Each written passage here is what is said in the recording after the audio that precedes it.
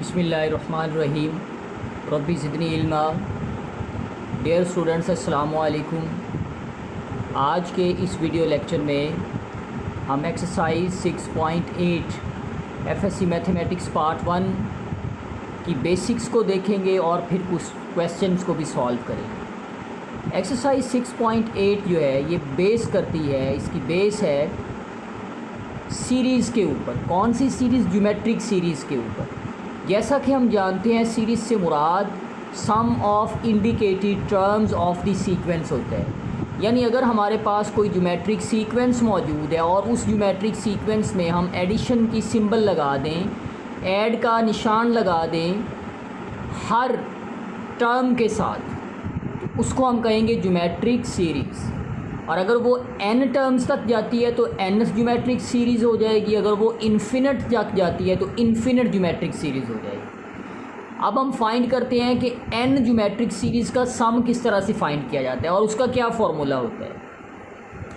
फ़र्ज़ कर लें हमारे पास an कोई सीक्वेंस है जो कि ज्योमेट्रिक सीक्वेंस है, a1 + a2 + a3 and so on an। ये एक सीरीज़ बन जाएगी। If the sequence an is a geometric sequence. तो ज्योमेट्रिक सीक्वेंस में हमें पता है कि ज्योमेट्रिक सीक्वेंस किस तरह से बनती है। पहली टर्म a होती है, दूसरी टर्म ar होती है, तीसरी टर्म ar² होती है, चौथी टर्म ar³ होती है एंड सो ऑन। और लास्ट का क्या होती है? arn-1। तो a की जगह आप a1 भी लिख सकते हैं जो कि पहली टर्म को इंडिकेट करता है। अब दोनों तरफ हम मल्टीप्लाई करेंगे 1 - r से। r का हमें पता है कॉमन रेशो होता है। इधर भी मल्टीप्लाई कर दिया और इधर भी मल्टीप्लाई कर दिया। 1 को सारी टर्म से मल्टीप्लाई करेंगे तो ये हिस्सा हमारे पास आ जाएगा। फिर -r वाली टर्म्स को अंदर मल्टीप्लाई करेंगे तो हमारे पास ये हिस्सा आ जाएगा। ये तो r⁻n-1 ही रहेगा, लेकिन जब ये r⁻n-1 से मल्टीप्लाई होगा तो rn आ जाएगा।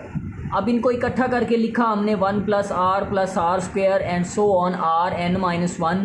ये माइनस अंदर मल्टीप्लाई हो जाएगा तो -r -r² -r³ and so on -r⁻n आ जाएगा। और ये a1 दोनों में कॉमन लिख दिया। अब देखिए हर टर्म कैंसिल हो जाएगी। r से कट जाएगा, r² से कट जाएगा, r³ से कट जाएगा। और rn से जो पीछे वाली टर्म होगी वो rn⁻1 होगी, ये भी कट जाएगा। हमारे पास 1 - r⁻n बच गया और ये a1 बच गया। हमने सम ऑफ nth ज्योमेट्रिक सीरीज़ को फाइंड करना था तो 1 - r पर डिवाइड कर देंगे। याद रखें यहाँ पर जो कॉमन रेशो है वो 1 नहीं होना चाहिए, क्योंकि अगर 1 होगा तो नीचे वाली टर्म जो है वो 0 हो जाएगी। तो ये इसका सम हम फाइंड नहीं कर सकते। अब इसके ऊपर कुछ केसेस हैं, उनको डिस्कस करते हैं। केस नंबर 1 कि अगर हमारे पास जो कॉमन रेशो है वो 1 से कम हो, 1 से कम हो तो फॉर्मूला सम का ये लगाना है हमने, यानी r को बाद में लिखना है क्योंकि वो पॉजिटिव होगा। अगर बाद में लिखेंगे तो पॉजिटिव आ जाएगा 1 में से। जब r 1 से छोटा निकालेंगे तो पॉजिटिव आएगा। a × 1 - r⁻n / 1 - r, ये उस वक्त फार्मूला लगाएंगे जब हमारे पास कॉमन रेशो 1 से कम आएगा। जब कॉमन रेशो हमारा 1 से बड़ा होगा तो हम क्या लगाएंगे? a × r⁻n - 1 / r-1। अब याद रखने का तरीका ये है कि अगर r 1 से बड़ा है तो r पहले आता है और r 1 से छोटा है तो फार्मूले में r 1 के बाद में आता है।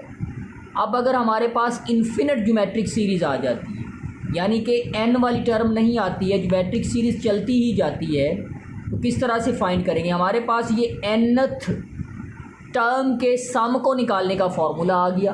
a × 1 - r n-1 / 1 - r। हमें पता है r 1 नहीं होना चाहिए। r या तो 1 से छोटा हो सकता है या 1 से बड़ा हो सकता है इस फार्मूले के मुताबिक। अब अगर तो Sn का कोई जवाब निकल आता है, यानी इस इन्फिनिट जो सीरीज़ है अगर इसका जवाब निकल आता है n को लार्ज करने से, n इन्फिनिटी से मुराद है n को ज़्यादा करते हैं, बड़ा करते जाते हैं। अगर 100 है, 200 है, 400 है, 500 है, 700 टर्म्स हम ले लेते हैं। जैसे जैसे n को बड़ा करते जाते हैं Sn का जवाब निकल आता है। जवाब अगर किसी भी सीरीज़ का निकल आए तो उसे हम कहते हैं कन्वर्जन, और अगर जवाब नहीं निकलता उसका तो उसे हम कहते हैं डाइवर्जन। अब अगर तो जवाब निकल आता है n को लार्ज करने से तो इसे हम कहेंगे कि ये कन्वर्जेंट सीक्वेंस है।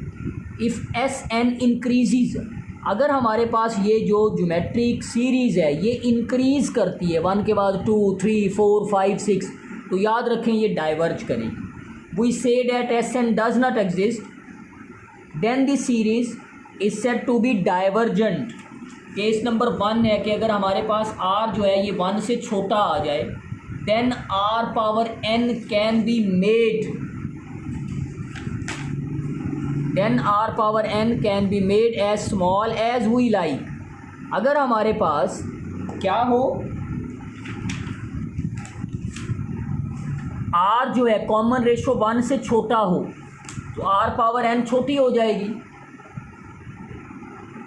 तो फिर क्या हो जाएगा हमारे पास, r पावर n क्या हो जाएगा, छोटा हो जाएगा। जब छोटा हो जाएगा तो वो ज़ीरो को अप्रोच कर जाएगा, जब ज़ीरो को अप्रोच करेगा तो बाकी हमारे पास ये बच जाएगा। ये फॉर्मूला है s इन्फिनिटी, जब हमारे पास ज्योमेट्रिक सीरीज़ इन्फिनिटी तक चलती है तो ये फार्मूला लगा के सम को फाइंड करेंगे। याद रखें इस सूरत में r लेस देन 1 होना चाहिए। r power n does not tend to zero, r power n zero नहीं होगा जब n अप्रोच इन्फिनिटी को करते हैं, और S N does not tend to a limit, ये कब होगा, जब हमारे पास r 1 आ जाए या r ग्रेटर देन 1 आ जाए, तो हमारे पास जो है वो नहीं निकलेगा इन्फिनिटी, एस इन्फिनिटी का जवाब नहीं निकल के आएगा हमारे सामने। इस तरह अगर लास्ट केस में देखें, r अगर -1 लेते हैं तो इस तरह की सीरीज़ को हम कहते हैं ऑल्टरनेट सीरीज़, यानी प्लस में प्लस में माइनस में आता जाए, इसे हम कहते हैं ऑल्टरनेट सीरीज़। तो अगर r -1 लेते हैं तो ऑल्टरनेट सीरीज़ आ जाएगी। ऑल्टरनेट सीरीज़ को हम इस तरह से लिख सकते हैं a1 minus 1 power n a1/2। याद रखें ऑल्टरनेट सीरीज़ में एक जवाब हमारे पास कुछ और आएगा, दूसरा जवाब कुछ और आएगा, तो ये भी पॉसिबल नहीं होगा क्योंकि दो डिफरेंट जवाब आएंगे। r तो एक ही रहेगा लेकिन दो डिफरेंट जवाब आ जाएंगे। अब हम करते हैं ये एक्सरसाइज 6.8 का पहला question. Find sum of first 15 terms of the geometric sequence, यानी 15 टर्म्स जो हैं हमारी ज्योमेट्रिक सीक्वेंस की, उनका हमने सम को फाइंड करना है। तो एक्चुअली ये सीरीज़ है, एस एन का फॉर्मूला लगाएंगे 1a into 1 minus r power n 1 minus r। पहले फार्मूला नहीं लिखते हैं, पहले r को फाइंड करते हैं। इस सूरत में जो r था हमारा 1/3 था, यानी 1 से छोटा था। 1 से चूँकि छोटा था तो फार्मूला ये लगेगा, अगर 1 से बड़ा होता तो फिर r पावर n पहले आ जाना था। अब इस फार्मूले के अंदर हमने वैल्यूज़ को दर्ज किया, a की जगह 1 है, ये फार्मूले का 1 वैसे का वैसे, माइनस भी वैसे का वैसे, इस r की जगह क्या 1/3 है, n की जगह 15 लिख दिया, 1 माइनस 1/3 है। इस सारे को सिंप्लीफाई करेंगे तो ये जवाब हमारे पास निकल आएगा, यानी 15वीं टर्म का इनको ऐड करते जाएं तो 15 टर्म का जवाब हमारे पास ये निकल आएगा।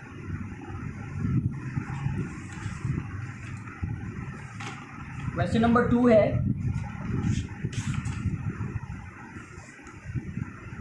Point 2 plus 0.22 plus 0.222 and so on n terms तक जाना है हमने। याद रखें सेकंड टर्म को फर्स्ट टर्म पे डिवाइड करेंगे तो कॉमन रेशो कुछ और आएगा, थर्ड टर्म को सेकंड पे डिवाइड करेंगे तो कॉमन रेशो और आएगा। इसका मतलब है ये जो सवाल हमें दिया हुआ है ये एक्चुअली ज्योमेट्रिक सीरीज़ में नहीं है, तो पहले इसको ज्योमेट्रिक सीरीज़ बनाएंगे। उसके लिए सबसे पहले 2 को कॉमन लिया तो ये 0.1 0.11 0.111 एंड सो ऑन आ गया। अब इसको 9 से मल्टीप्लाई करेंगे और 9 से डिवाइड करेंगे। 9 से मल्टीप्लाई किया तो 9 से डिवाइड किया। अब 0.9 को लिखा जा सकता है 1 माइनस 0.1, 0.99 को लिखा जा सकता है 1 माइनस 0.01, 0.999 को लिखा जा सकता है 1 माइनस 0.001। अब क्या करेंगे, 1 को अलग कर देंगे और माइनस कॉमन लेंगे, 0.1 0.01 0.001 and so on n terms, इसको अलग करेंगे। ये 1 + 1 + 1 इंटू n टर्म्स का सम या जो होगा वो n आ जाएगा, माइनस वैसे का वैसे। ये वाली अब जो हमारे पास सीरीज़ आ गई है ये ज्योमेट्रिक सीरीज़ है, इसमें a क्या है 0.1 है, r क्या है r भी हमारे पास क्या आ जाएगा वो 0.1 निकल आएगा। इस सूरत में r भी हमारे पास 0.1 निकल आएगा।